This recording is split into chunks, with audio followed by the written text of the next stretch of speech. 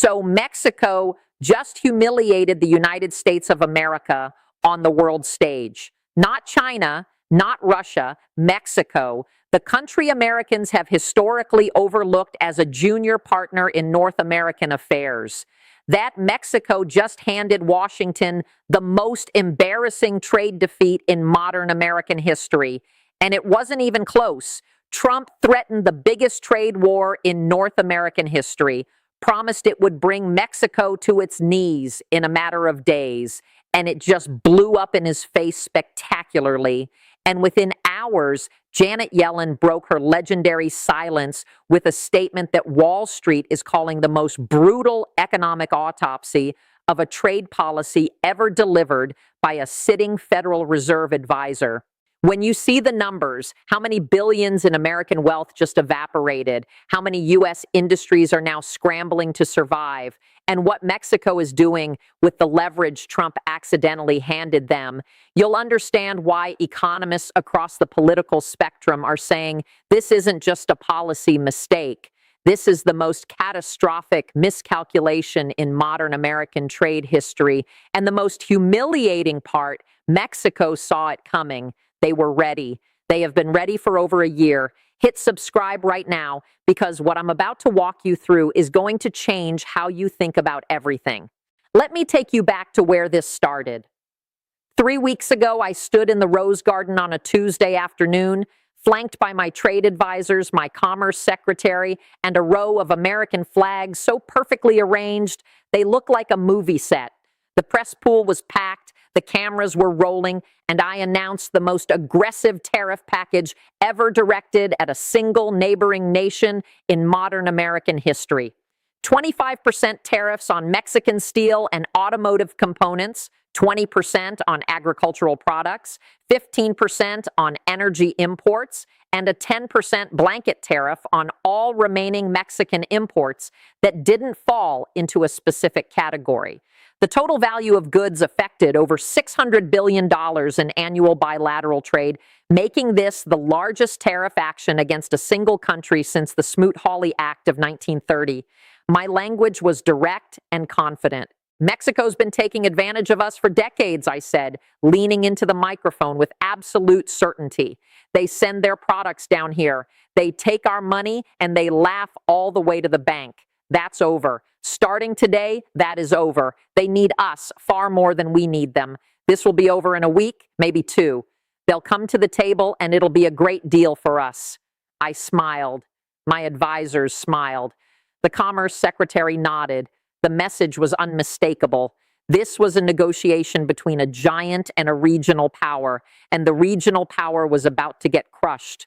Behind the scenes, the confidence was even more absolute. According to 3 officials who were present in the Oval Office briefings leading up to the announcement, my trade team had modeled what they called a capitulation timeline.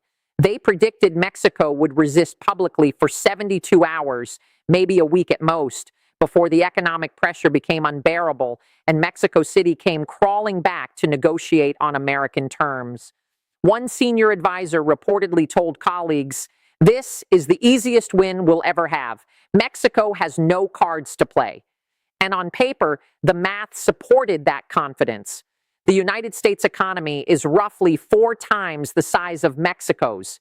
Mexico sends approximately 85% of its total exports to the United States.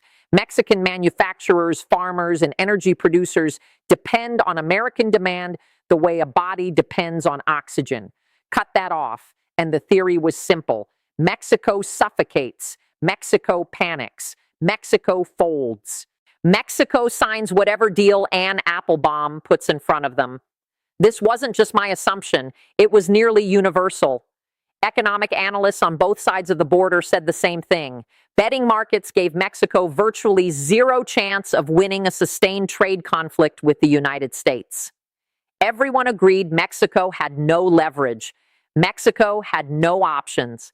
Mexico would do what Mexico always does: negotiate quietly, compromise politely, and accept whatever terms the bigger partner dictates. But this wasn't just about trade policy. If you look closely, you could see the personal dimension. I had been on a collision course with Mexican leadership for months. There was the immigration enforcement dispute, where Mexico's cooperation fell short of my expectations.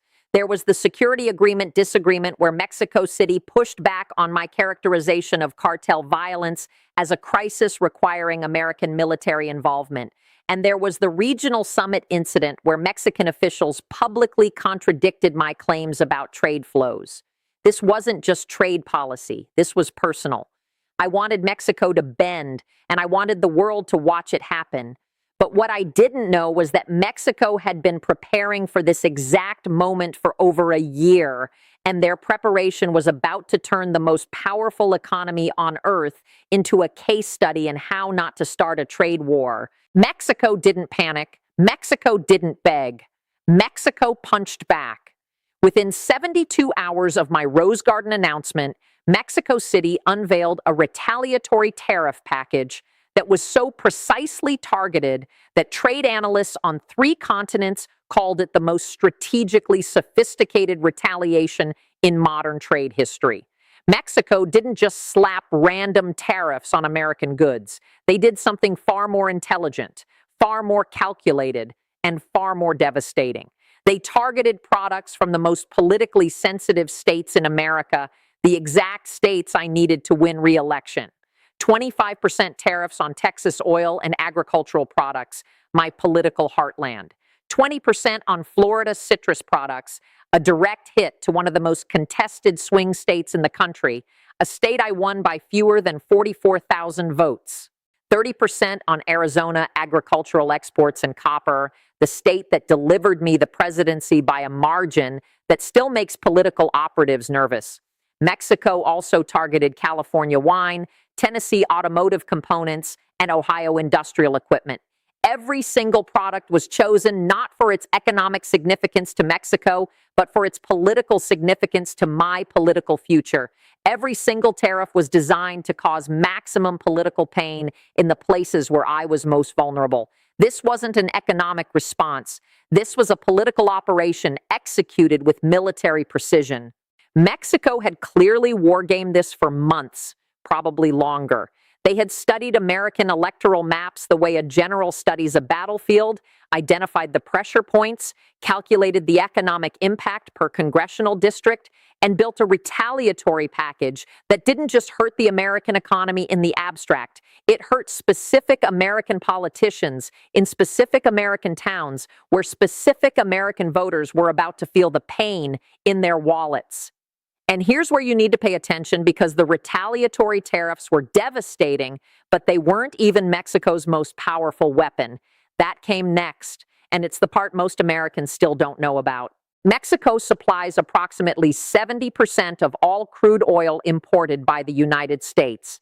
Let me say that again, because this is the number that changes everything about the story. 70%, not 10, not 20, 70. Mexico also supplies roughly 40% of America's natural gas imports and over 60% of critical minerals used in battery production and semiconductor manufacturing. The pipelines and supply chains that carry Mexican energy and materials into the United States are not optional infrastructure. They are the arteries that keep American refineries running, American homes heated through the winter, American factories powered. When Mexico City signaled through diplomatic channels that it was prepared to impose export levies on energy shipments to the United States, not a cutoff, not an embargo, just a carefully calibrated tax that would raise the cost of every single barrel of Mexican crude entering American refineries by 12 to 18%, the entire dynamic of the trade war shifted in an instant. It was like watching a chess game where one player suddenly reveals they've had a queen hidden behind a pawn the entire time. Oil futures spiked within hours. The price of West Texas Intermediate crude jumped over 9% in a single trading session, the largest single-day move not caused by a war or natural disaster in over 4 years. American refineries in the Southwest and Midwest, which are physically engineered to process Mexican crude, sent urgent letters to the White House warning of potential fuel shortages and refinery shutdowns within weeks if the situation escalated. You can survive without Mexican agricultural products. Your food costs go up, but you survive. You cannot, and I want to be very clear about this, you cannot survive without Mexican energy. Not quickly, not cheaply, not without economic pain that would make the tariffs look like a rounding error. And everyone in Mexico City knew it. They'd known it for years. They built their entire retaliation strategy around it. They just never had a reason to say it out loud until I gave them one. Think about that for a moment. I assume Mexico had no options. I said it publicly. My advisors modeled a capitulation timeline. And the whole time, Mexico had been sitting on the single most powerful economic leverage point in the entire bilateral relationship, America's energy dependence. And they played it at the exact moment it would cause maximum impact. I saw a punching bag. Mexico saw a chessboard. But Mexico didn't stop there. They'd spent the previous year quietly, methodically building something even more important than retaliatory tariffs and an escape route. While I was tweeting about trade deficits at 2 a.m, Mexican trade officials were on planes to Beijing, Brussels, Tokyo, and New Delhi. They deepened Mexico's commitment to trade agreements with the European Union that gave Mexican exporters preferential access to a market of 450 million consumers. They expanded participation in critical supply chain partnerships with Asian manufacturers. They negotiated bilateral trade agreements with South Korea and Vietnam, securing market access for Mexican agricultural products and manufactured goods that had previously gone almost exclusively to the United States. And they opened exploratory trade talks with India and Indonesia, laying the groundwork for partnerships that would take years to mature. But that single signal sent to the world: Mexico is open for business, and it doesn't need permission from Washington. Mexico didn't just respond to my threats. They had already built the escape route before I even made them. By the time the tariffs hit, Mexico had pre-negotiated alternative buyers for its oil, its agricultural products, its manufactured goods.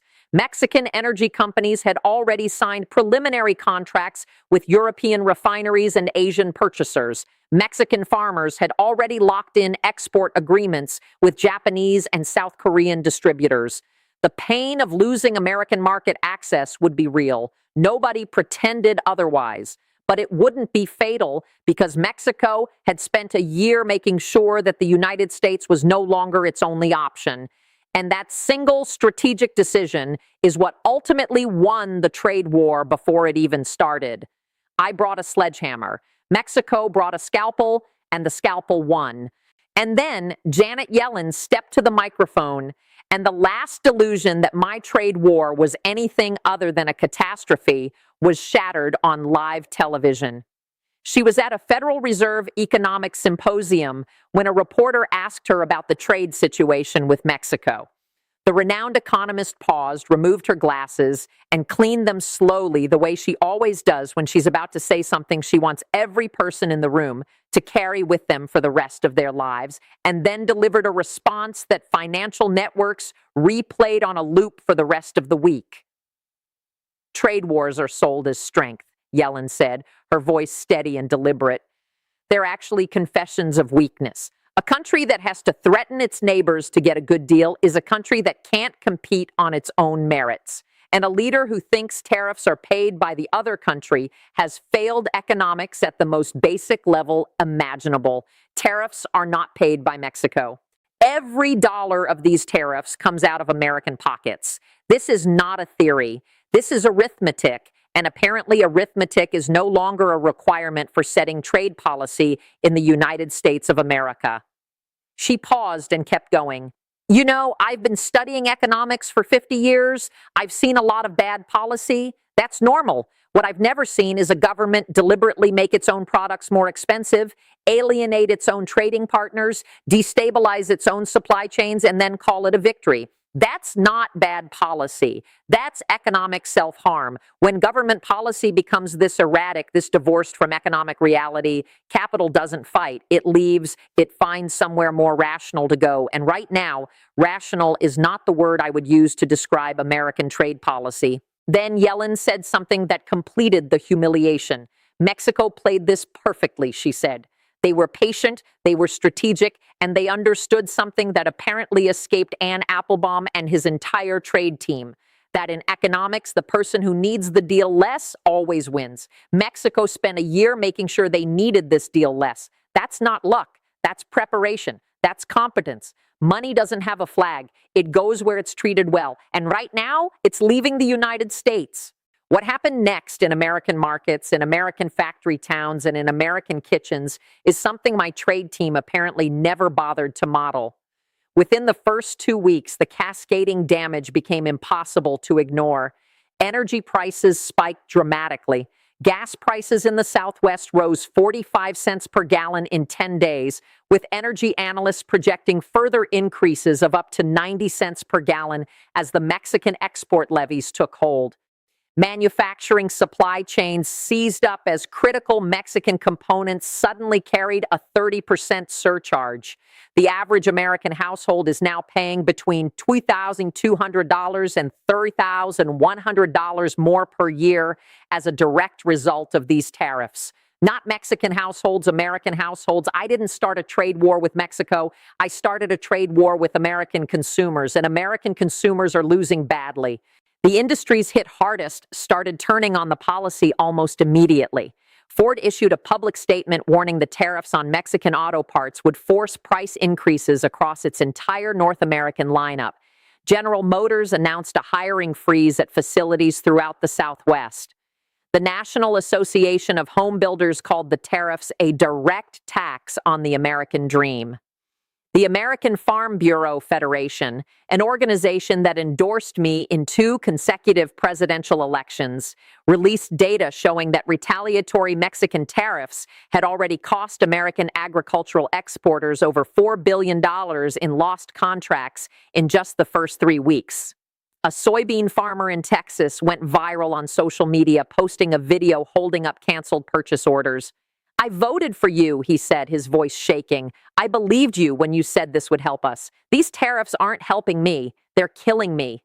When the Wall Street Journal editorial board publishes an editorial calling a Republican president's trade policy economically illiterate and strategically catastrophic, something is broken that cannot be easily repaired.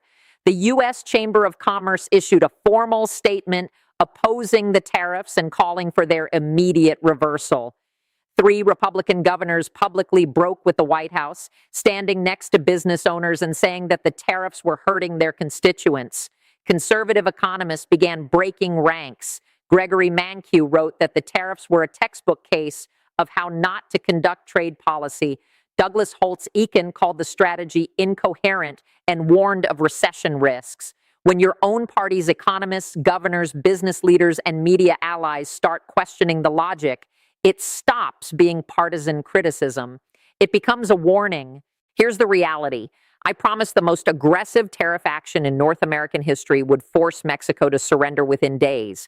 Instead, Mexico responded with precision, targeting key political states, leveraging energy dependence, and activating trade partnerships it had quietly strengthened for over a year. The costs are now visible. American consumers are paying more for fuel, food, homes, and vehicles. Farmers are losing export contracts. Manufacturers are freezing hiring. Allies are accelerating trade agreements that exclude the United States. And the largest strategic beneficiary, China, the very nation I claimed I was confronting, has gained leverage as American credibility erodes. Capital moves where stability exists, and uncertainty drives it away. This moment raises a deeper question. Can economic power be imposed through pressure alone, or does preparation ultimately defeat intimidation? Will the tariffs escalate or quietly disappear? Can trust with neighbors be rebuilt? And will voters weigh the real cost, measured not in rhetoric but in household budgets and global influence? The numbers are no longer theoretical. They're at the grocery store, at the gas pump, on the farm. The evidence is mounting. The pattern is clear. And the question now facing Ann Applebaum and the American government is whether they have the wisdom to recognize a strategic disaster before it becomes irreversible.